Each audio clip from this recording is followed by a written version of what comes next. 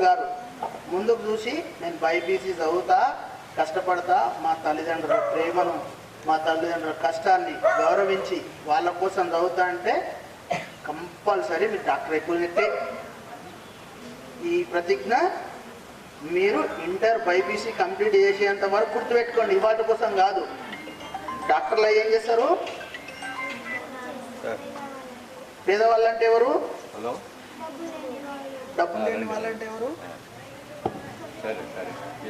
మీలాగా వెనకబడిన ప్రాంతాల్లో చదువు సంధ్యలకు దూరం ఉంటూ చదువుకునేందుకు అవకాశం లేని వాళ్ళకి అవకాశం కల్పించడమే మీరు చేసే పెద్ద సేవా కార్యక్రమం.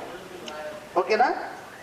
మళ్ళా మీరు కూడా మాలాగా మా లయన్స్ క్లబ్లో చేరి ఎవరైతే మధ్య తరగతి వాళ్ళు, వెనుకబడిన తరగతుల వాళ్ళు, ఎవరైతే విద్యకు దూరం ఉంటారో, చదువుకోవాలని ఇంట్రెస్ట్ ఉంటుంది, చదువుకోలేని వాళ్లకు విద్యా అవకాశం కల్పించండి. ఇది నిజంగా సేవ చేసినట్లు అవుతారు. కానీ చదువు తప్ప, తల్లిదండ్రులని ప్రేమించడం తప్ప ఇంకో వ్యాపకం మీ జీవితంలోకి రాకూడదు. ఆ ఫ్రెండ్ నవ్విందను నవ్వవసరం లేదు, ఆ ఫ్రెండ్ మంచిగా డ్రెస్ వేసుకుందను మనం వేసుకోవసరం లేదు. మనం అంతిమంగా ఏం చేయాలి? మంచిగా చదువుకోవాలి. మీ ఎంత చదివితే అంత గవర్నమెంట్ మంచిగా చదివిస్తుంది. మంచిగా మన దగ్గర తెలంగాణ యూనివర్సిటీ ఉంది. మీరు ఏం చదువుకున్న త్వరలో ఇంజనీరింగ్ కాలేజ్ కూడా స్టార్ట్ అవుతుంది తెలంగాణ యూనివర్సిటీలో. ఓకేనా? అగ్రికల్చర్ యూనివర్సిటీ స్టార్ట్ అవుతుంది. మన నిజామాబాద్కి తెలంగాణ యూనివర్సిటీ ఒక అదృష్టం. ఒక్కసారి మీరు యూనివర్సిటీలోకి వెళ్తే చదువుతూనే ఉంటారు. ఎంత చదువుతారంటే 35-40 దాకా చదువుతారు. డిగ్రీ తర్వాత ఏం చేస్తారు?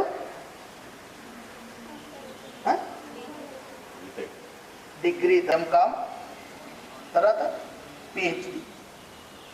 పిహెచ్డి కూడా డబల్ పిహెచ్డి చేయొచ్చు. డాక్టర్ అనేది డాక్టర్ చదివితేనే పిహెచ్డి కాదు, మనం చదువుకుంటూ కూడా డాక్టరేట్ చేయొచ్చు. వన్స్ ఒక్కసారి మీరు డాక్టరేట్ అయ్యారంటే యాజ్ పర్ డాక్టర్ సమాజంలో డాక్టర్ లెక్క గుర్తింపు వస్తుంది. పిహెచ్డి అంటే డాక్టరే కావాలంటే ఎంబీ రీసెర్చ్ చేయాలి. అక్కడ ఉన్న సమస్యల పట్ల, అక్కడ ఒక మందు ఏమి ఎవరు కనిపెట్టలేకపోయిన మందుని మీరు రీసెర్చ్ చేసి ఆ మందుని కనిపెడితే మీరు డాక్టర్. ఒక్కసారి పేటెంట్ అంటే తెలుసా మీకు? పేటెంట్ రైట్స్ అంటారు. ఒక వస్తువు నువ్వు కనిపెడితే నువ్వు వరల్డ్లో నువ్వు పేటెంట్ తీసుకున్నావు అనుకో, ఇక నీ తరతరాలకి ఇన్కమ్ వస్తూనే ఉంటుంది. ఎందుకంటే ఎవరు తయారు చేసినా నీకు పేటెంట్ అమౌంట్ ఇవ్వాల్సిందే. మనము చిన్నగా ఆలోచిస్తున్నాం, ఎందుకంటే మనం చిన్న చిన్న కుటుంబాల నుంచి వచ్చినాం. వన్స్ మనం ఒక హై లెవెల్ థింకింగ్లో పోయినట్లయితే మన మైండ్ సెట్ మారిపోతుంది. సినిమాలు చూడద్దు. చూడాలా? చూడరు కదా. సీరియల్ చూస్తారా మీరు? ఇంటికాడ చూసే వాళ్ళు డిస్టర్బ్ చేస్తారా? చేయద్దు. సీరియల్ చూడద్దు. చూసేటోళ్ళని కూడా చూస్తుంటే మీరు బుక్ పట్టుకుని చదవాలి. అబ్దుల్ కలాం గారి గురించి ఎంతమంది తెలుసు? మంచిగా స్టోరీ చెప్తాను నాకు. నీకు వచ్చింది చెప్పు. ఎక్కడ పుట్టాడు, ఏం చేశాడు, ఆయన లైఫ్ స్టైల్ ఏంది, ఎట్లా ముందుకు వెళ్ళాడు. భయపడకు.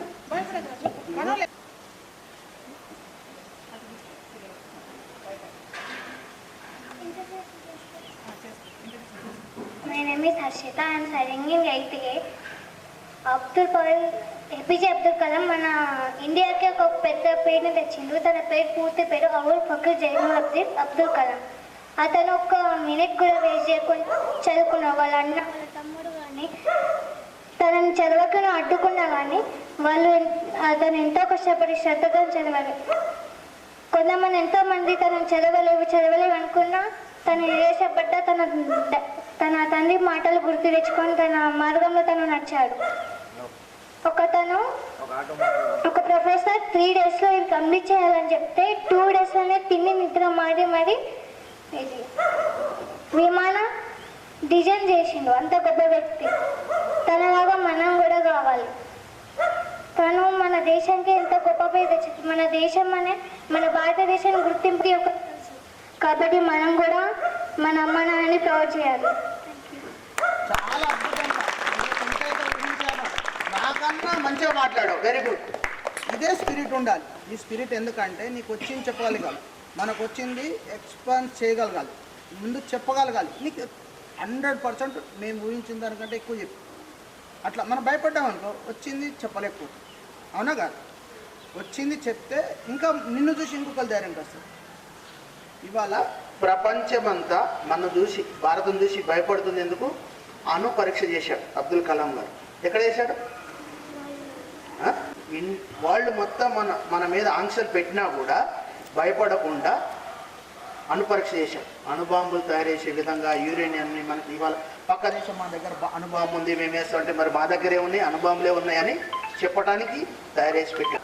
స్వేచ్ఛ రూట్ మ్యాప్ వల్లనే ఇవాళ మన శాస్త్రవేత్తలు అందరూ ఇవాళ మన దేశము ఎంత పాడి పంటలున్నా ఎంత అభివృద్ధి చెందినా బలవంతుడు వస్తే ఏం చేద్దాం? భయపడతామా లేదా? అయ్యే బలమైన కత్తి ఆయుధము గన్ను నీ దగ్గర ఉంటే నా దగ్గర కూడా గన్ను ఉందని చెప్తాను అవునా కాదు అని చెప్పడానికి ఆయన అగ్ని అనే క్షిపిని తయారు చేసింది. దాని రేంజ్ ఎంత తెలుసా? కొన్ని 5000 అగ్ని 5 అంటే 5000 కిలోమీటర్స్ ఊహించుకోండి. ఇక్కడ లాంచ్ ప్యాడ్ చేస్తే ఇట్లా ఒక లాంచింగ్ వెహికల్ ఉంటుంది లాంచ్ చేస్తే 5000 కిలోమీటర్లు అవుతుంది. అన్నీ అబ్దుల్ కలాం గారు ఇచ్చిన ఇండియాకి ఇచ్చిన గిఫ్ట్స్. ఓకే ఇంకా మంచిగా చదవండి మళ్ళీ ఎప్పుడన్నా వస్తాం. అబ్దుల్ కలాం మీరు ఊహించే దేశం ప్రపంచం మీ ఊరు ఎలా ఉండాలో అది కూడా ఒకటి పెడదాం ప్రెసిడెంట్ గారు. ఎందుకంటే అంటే నువ్వు ఒక డ్రీమ్ నువ్వు ఒక ఇమాజినేషన్లోకి పోతే నీ ఊరు ఎలా ఉండాలి నీ పట్టణం ఎలా ఉండాలి నీ రాష్ట్రం ఎలా ఉండాలి నీ దేశం ఎలా ఉండాలి అనేది ఇమాజినేషన్ తోటి ఒక మీకు సింపుల్ నాలెడ్జ్ ఎస్ఏ రైటింగ్ పోటీ పెడదాం మీకు త్వరలో. ఓకేనా? కాబట్టి మీకు అవకాశం ఉంది మంచిగా ప్రిపేర్ కాండి. ఏంటిది సబ్జెక్ట్ ఏంటిది? ఇప్పుడు ఎస్ఏ రైటింగ్ పెట్టేటటువంటి సబ్జెక్ట్ ఏమిటి? మన ఊరు మన దేశం మనం ఏ విధంగా ఉండాలి అనే దాని మీద ఎస్ఏ రైటింగ్ అనేది ఉంటుంది షార్ట్లీ ఇదే నెలలో. కాబట్టి మీరందరూ ఆలోచించుకొని ప్రిపేర్ అయి ఉండండి. ఎవరైతే మంచిగా రాస్తారో ఒక ముగ్గురుగా ఒక 5గురికి మీలో ఉన్నటువంటి టాలెంటెడ్ 5గురికి మంచి గిఫ్ట్ అనేది ఇస్తాం. ఓకే 15th ఆగస్ట్ ఓకేనా? ఫిక్సా? కానీ ఫ్లాగ్ హోస్టింగ్ తర్వాత ఎందుకంటే వీళ్ళు కూడా స్కూల్కి వెళ్తారేమో కదా స్కూల్ నుంచి మీరు వచ్చిన తర్వాత సంవత్సరాలు ఉంటాయి కొంచెం ఉన్న దాంట్లో స్ట్రాంగ్గా తెచ్చినాం. రిటైర్నప్పటి నుంచి మేడం మెంబర్ 15 సంవత్సరాలు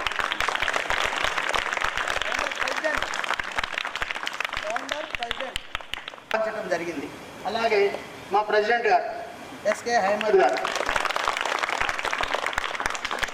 పాస్ట్ ప్రెసిడెంట్ తెలుసు కదా మీ అందరికీ డెంటల్ టెస్ట్ చేశాడు. కొండా మన్నాథ్ గారు మా ధనంజయ అన్నగారు line Sahara secretary permanent secretary. మా లైన్ మెంబర్ బొబ్బా కపిల్ అంటే మా తమ్ముడాల అబ్బాయి. లయన్స్ క్లబ్ అంటే తెలుసు కదా లయన్స్ క్లబ్ ఇంటర్నేషనల్ అమెరికాలో 1945లో స్టార్ట్ అయ్యి వివిధ దేశాల్లో 200 పైగా దేశాల్లో పనిచేస్తూ స్వచ్ఛంద సంస్థ రూపంలో నిరుపేదలకు డయాబెటిక్ ఐ పర్యావరణం చైల్డ్ క్యాన్సర్ వివిధ అంతర్జాతీయ సమస్యల మీద సహాయం చేస్తూ హాస్పిటల్స్ పెడుతూ అన్నదానాలు చేస్తూ ప్రజలకు అవసరమైన ఏం కావాలో అది నీడి సప్లై చేస్తూ స్వచ్ఛంద సేవ అనేదానికి ఒక గుర్తింపు అంతర్జాతీయంగా తెచ్చే సంస్థగా పనిచేస్తుంది. మీ అందరికీ తెలుసు లయన్స్ క్లబ్ ఇంటర్నేషనల్ ఏ విధంగా పనిచేస్తుందో. మీ హాస్టల్లోనే చాలా ప్రోగ్రామ్ చేసినాం. మేడం నాకు తెలిసి మీరు సెకండ్ టైం వచ్చినట్టు madam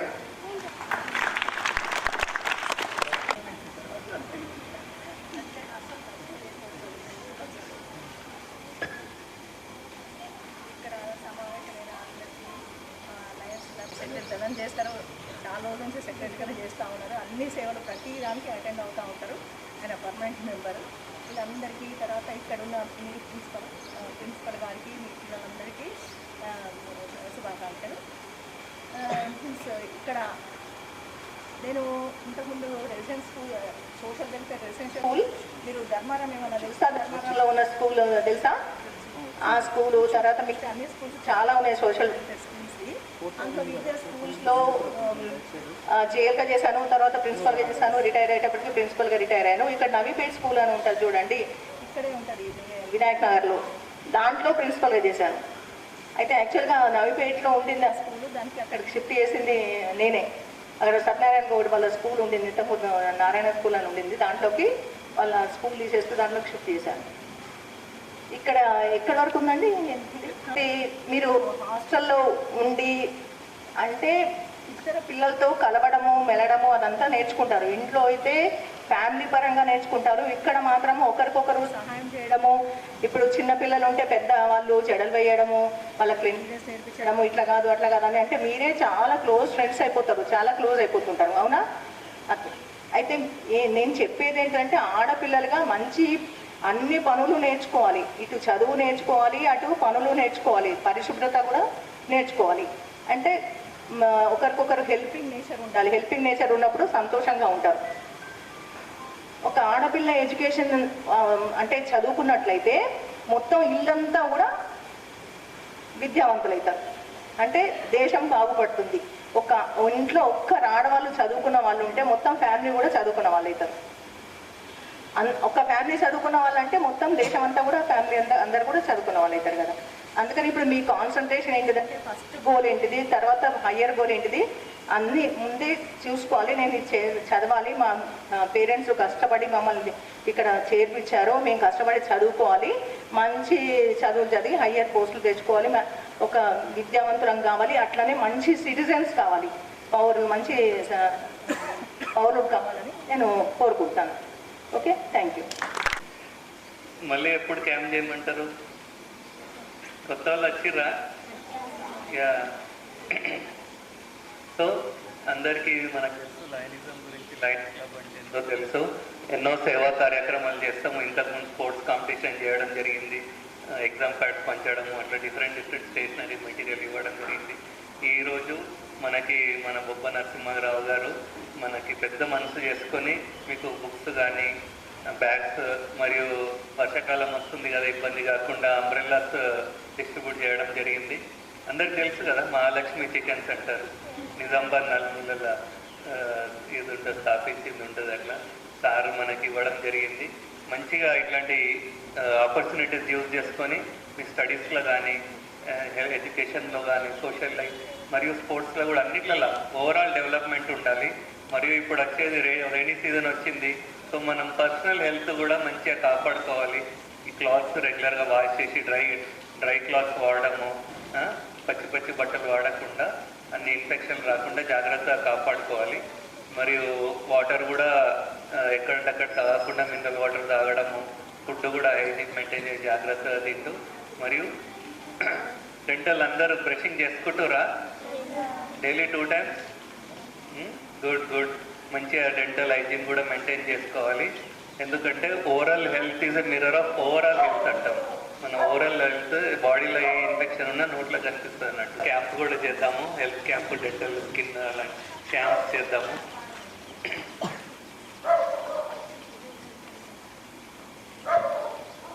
class good evening all. అయితే ఈరోజు ప్రోగ్రాం యొక్క ముఖ్య ఉద్దేశం ఏంటంటే గత వారం రోజులుగా కురుస్తున్నటువంటి వర్షాలకు మీకు ఇక్కడ నుంచి స్కూల్ అనేది చాలా దూరంగా ఉండడం వల్ల మీరు వెళ్ళేటటువంటి సమయంలో మీరు పడుతున్నటువంటి మీ యొక్క బాధల్ని చూసి ఈ యొక్క గొడుగులి దేశం మన పెద్ద నరసింహన్ గారికి వచ్చింది. ఇటువంటి మంచి మనస్తత్వం ఉన్న పెద్దనకు ఒకసారి క్లాస్ పెట్టాలి. నేటి రేపటి పౌరులు అంటే మంచి పౌరులుగా ఎప్పుడు వస్తారంటే చదువుకొని మీ చదువులకు ఎటువంటి ఆటంకం లేకుండా, వర్షాలు పడ్డా మీ చదువులకు ఎటువంటి ఆటంకం లేకుండా మీరు స్కూల్కి వెళ్ళాలి అనే ఉద్దేశంతో ఈ యొక్క కార్యక్రమాన్ని నిర్వహించడం జరిగింది.